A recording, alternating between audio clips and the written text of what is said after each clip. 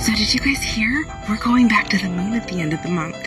All this time of not having the technology to go back, and conveniently, right at this point in time, we now can go back. Conveniently all within the same year that many people are awakening to the truth that we are living on a flat reality, a flat stationary earth. And that's been a big thing this year. A huge thing, and then all of a sudden, now we can't go back. So after all this time of not having the technology to go back, and the 1 year that many are starting to change their belief of the shape of our planet, and now they can conveniently go back. What timing is that? Considering the fact that we really cannot deny that over the last 50 years our technology and graphic design things have superiorly advanced. You know damn well it's gonna look real. You got Disney behind them. This is gonna be interesting to see. Questions concerning Flat Earth. Let's talk about it.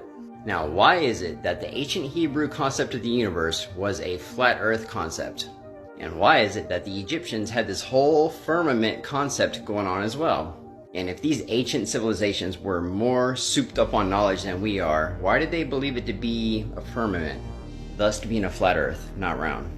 Why did Werner von Braun, the director of NASA's Marshall Space Flight Center, have Psalms 19 on his tombstone?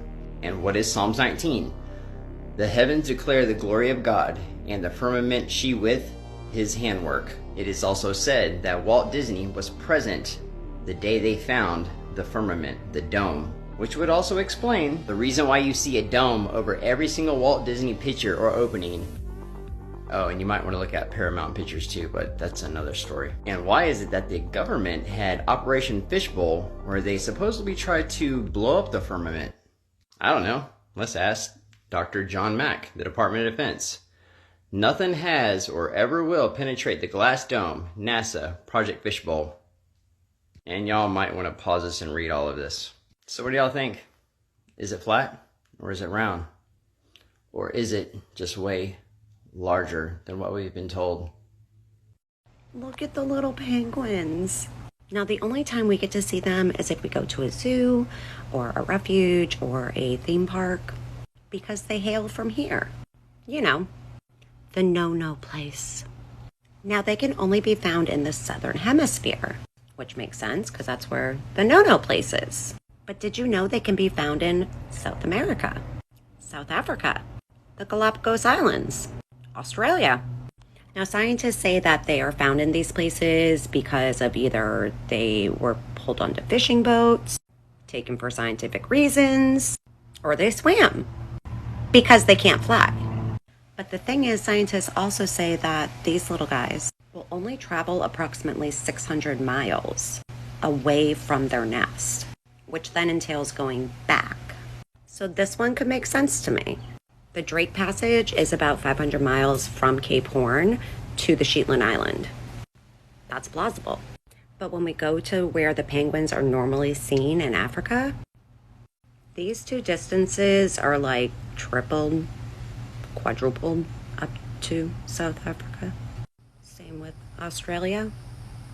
Now, trying to find any actual distances between the no-no place and a place in a country is nearly impossible.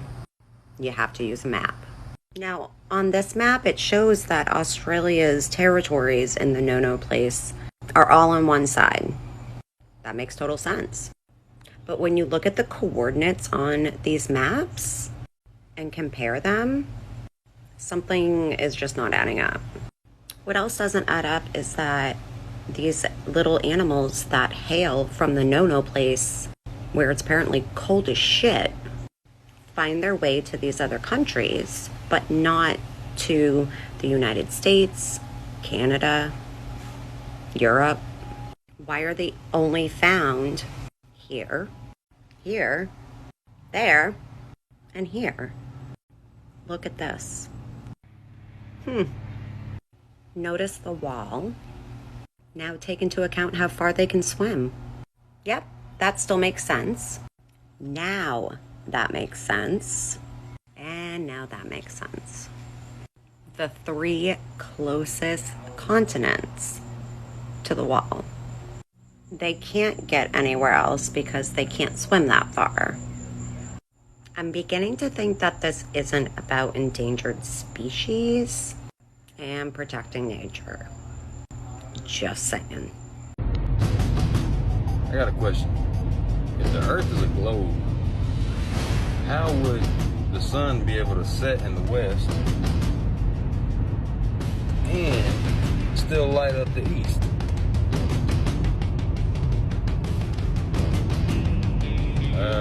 Something don't make sense to me.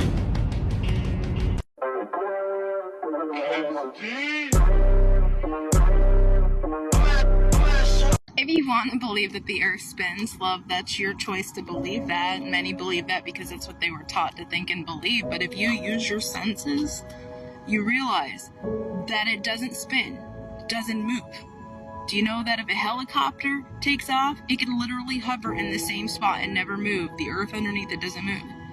Okay, water lays flat. We're not spinning. They want you to think that you're spinning to control the energetic process of your thoughts. If you believe your earth is spinning all the time, then your thoughts will constantly spin all the time. You'll have no control over it. Our earth is not spinning. They do this to control our thinking. Our earth is stationary, flat, not moving.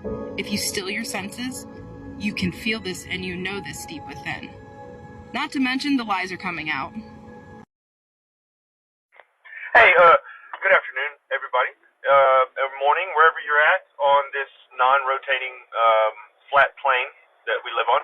And so my point for today is to ask someone, how do we determine Earth's axis?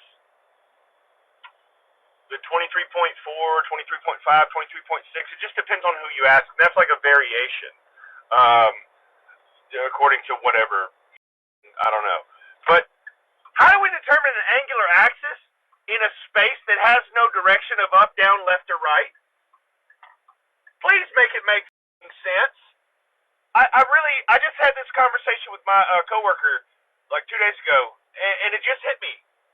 If space has no directions in it, it's infinitely whatever, expanding, how the do we determine an angular axis of our goddamn planet and the moon and all that bullshit? European Space Agency astronaut Samantha Cristoforetti on board of the International Space Station.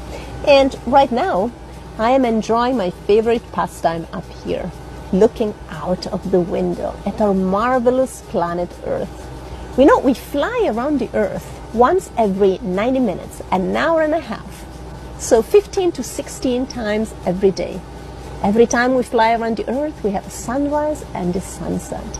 And we can enjoy all the diverse views and landscapes, the different seasons, the mountains, the oceans, the deserts, the cities. It's just so beautiful. You know, when I'm on Earth, when I have a quiet moment, I like to read. So I will find a quiet place and open up a book. But when I'm up here, strangely enough, I don't read much. And I think that's because I recognize I'm only in space for a short amount of time, and it's really in the little free time I have, I want to take advantage of this marvelous beauty and take pictures so I can share. I like to find places on Earth where I've been, where I want to go, that I've read about, that I've heard about, or maybe just where my family and friends and loved ones live. So, how about you? What hobbies do you have?